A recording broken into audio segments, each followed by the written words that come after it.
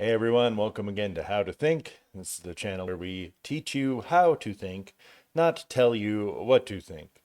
We'll have a request here, and if you could like and subscribe to the channel, also share the video, that will really help us to generate more content like this if you do like it. So please do that. Hit the subscribe button below. Now, what are we going to cover today? Well, as you can see, God likes it when bears maul children. Yeah, we'll be taking a look at 2 Kings 2:24. And I'll tell you right now, both atheists and Christians get this wrong based on the account that's in the Bible. But let's look at what the issue here is. So, did God send bears to maul 42 children? The story of Elisha and the bears raises significant questions about divine intervention and punishment. Many interpret this passage as God sending bears to violently maul children, leading to confusion and moral dilemmas. A closer look at the context and language reveals a different narrative that may not involve violence at all, which is what we're going to be showing you here. Now, here is the common interpretation that both atheists and Christians tend to agree on, while Christians do tend to give some sort of justification for it. So many assume God sent bears to violently maul 42 children, which they interpret as an act of divine punishment. This view suggests a very vengeful God who is wanting to inflict harsh punishment upon children for mocking a prophet. And closer examination will reveal that the language, which we'll take a look at, may indicate a non-violent response and a totally different scene unfolding here than people commonly do with the text. So let's actually take a look at the text here. Now, this does come down to, as many things do, a translation issue, a Bible version issue. So we're going to take a look at the King James and how the King James renders it compared to how modern Bibles render it. So let's take a look here. 2 Kings 2:24. And he turned back and looked on them and cursed them in the name of the Lord. And there came forth 2 she-bears out of the wood and tare 42 children of them. Now we're going to pay close attention to this word tear. This part's very important. So King James uses the word tear. Let's look at what some of the modern Bible versions use, how they render it. So LSB, then two female bears came out of the woods and tore up 42 lads. The NASB, then 2 female bears came out of the woods and tore up 42 of the boys. NIV, the two bears came out of the woods and mauled 42 of the boys. NKJV, not a KJV. And 2 female bears came out of the woods and mauled 42 of the youths. So here we have, definitely in the modern versions, there is no argument to be made that the bears did either murder or injure the children violently by attacking them, tearing them up, mauling them. But what about this word tear? Well, in Strong's Concordance, the Hebrew word is bakah. It is a verb. Now, what is the definition of the word in the Hebrew?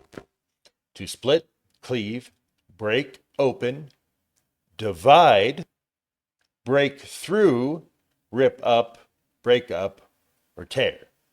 Now, in certain contexts, it certainly can mean mauled or tore up or cleave or damage or rip apart.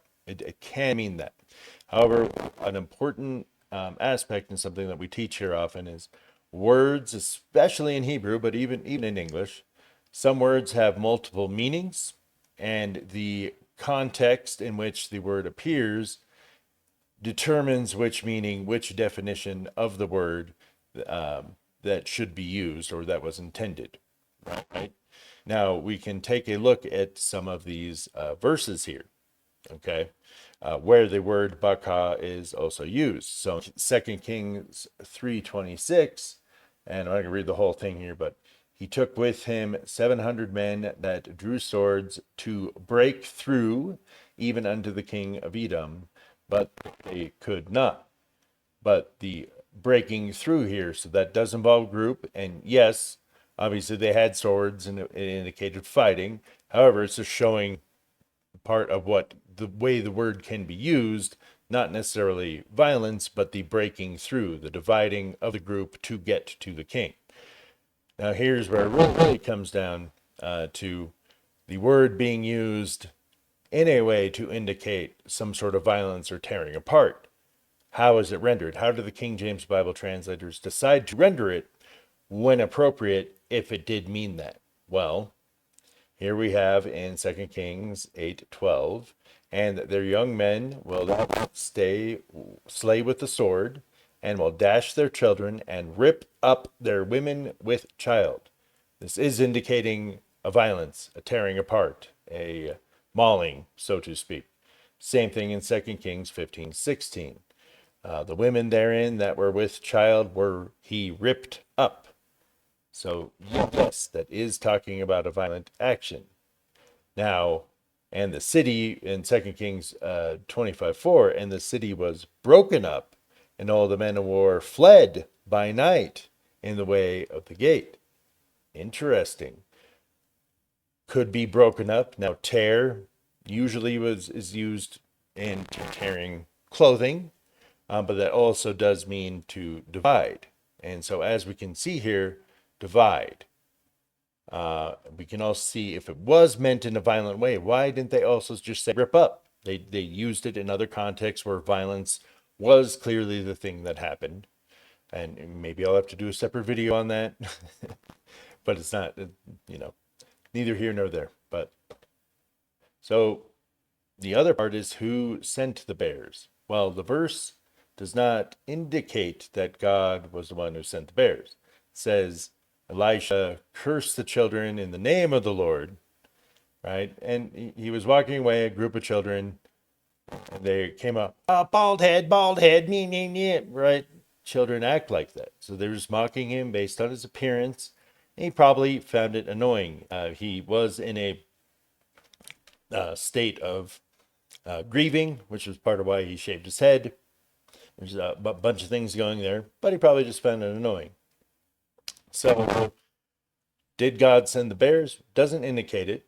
It says the bears came out of the woods, so it could suggest a natural occurrence.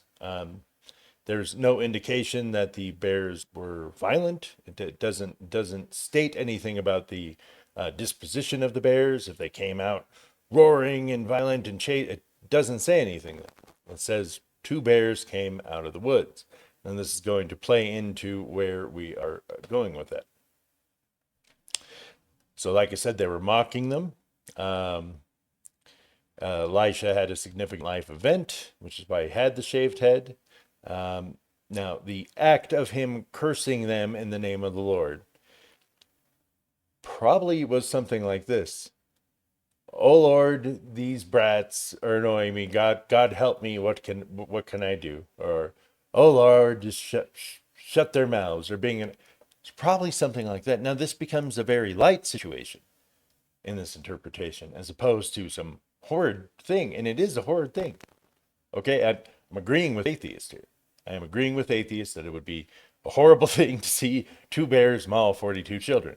But let's examine what might have actually happened instead of it. So, okay, let's go with the bears mauling interpretation. So, if the bears were actively mauling people,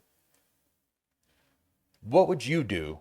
Okay, let's say you're in a group and you're off by the edge of the woods, and then 2 bears come out, and the bears start mauling people in your group. Are you going to sit there, stand there, and just watch the bears maul them and wait for their turn? No, because I'll tell you what I would do. I would probably poop myself, and then I would run around screaming like a maniac, trying to get away from the killer bears. That's how most people react to horrid violence and giant animals, giant predatory animals that are killing people, right? This is the old saying, I don't have to outrun the bear, I just have to outrun you. Now, let's also think of that. How do 2 bears maul 42 people? Are you telling me that bears start attacking people in a group and people are not running away, why is the joke funny? I don't have to outrun the bear. I just have to outrun you. Well, because it takes some time for a bear to maul somebody. They're going to make sure the job is done. It takes some time to do, right? So how does this interpretation make sense? Were they supernatural bears? Well, what in the text indicates that they were supernatural bears that could maul 42 people in a matter of a few minutes or something? It doesn't make sense. So what probably happened. Now let's see if this makes more sense to you. The group of young men likely reacted instinctively to the presence of the bears, causing them to scatter rather to confront them. Now imagine a group getting scared, especially of children or young men. Imagine the group scattering because two bears came out of the woods. Well, I'd be pretty scared. I'd try to get away from the bears too. The group divided, the group scattered. Maybe the bears did roar, something. But there's no way that 42 people were mauled. It just doesn't make sense. Tear, divide, scatter the group. The group scattered, went away from Elijah. Right? He got a sense of justice in a light manner. Right? He cursed them in God's name, and then humorously, oh, okay, I'll send some bears to scare these kids. That makes a lot more sense. It does not make any sense whatsoever that two bears could maul 42 people and they just sit there and wait their turn to get mauled. Doesn't make any sense. And people naturally had a fear of bears historically, especially when they knew less about them. So there's historical context involved here. So in any case, what's the logical conclusion here? So the passage doesn't depict a violent attack, but rather a moment of fear and scattering. The bears served as a natural deterrent to the group of young men mocking Elisha. This interpretation aligns with the overall context of the narrative, avoiding unnecessary moral dilemmas. Now, I agree with atheists that it would be immoral for God to send bears to violently murder 42 children just for calling a dude bald. I completely agree with you, atheist. And I completely disagree with Christians who try to justify it. Why do they try to justify it? They have to, because the modern versions that they read, that they shouldn't be reading, render it as maul and or up. They have to. They have to defend it if what they're reading is true. With tear, like I said, it can mean divide. I even showed you in the Greek definition, it can mean divide. The group divided, ran away, got scared by the bears. Like I said earlier, which one makes more sense? Because what we're going to do is use abductive reasoning, which is going to appeal to the most reasonable inference. So we have two possible interpretations here. One that requires defending God morally, but don't we believe God is morally perfect? We do. Do we have to defend anything if some bears came out of the woods and some children ran away? No, we don't have to defend anything. So to Christians, here's a big takeaway.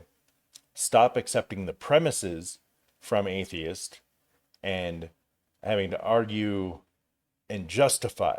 Because for one, it just makes you look bad because there isn't really any way to justify that. So any of these explanations you hear from people, and there's going to be tons on YouTube, probably haven't heard an interpretation like this.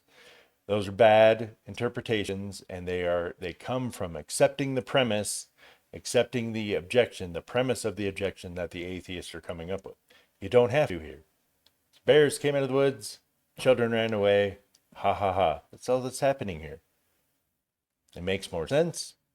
And to atheists, look, the Bible has context, right? You have to learn how to read, but it's very easy to cherry pick a bunch of verses, and Christians are guilty of this too, and to come to conclusions. But just suspend your judgment for a little bit and maybe try to learn some hermeneutics, which is kind of what I'm showing here.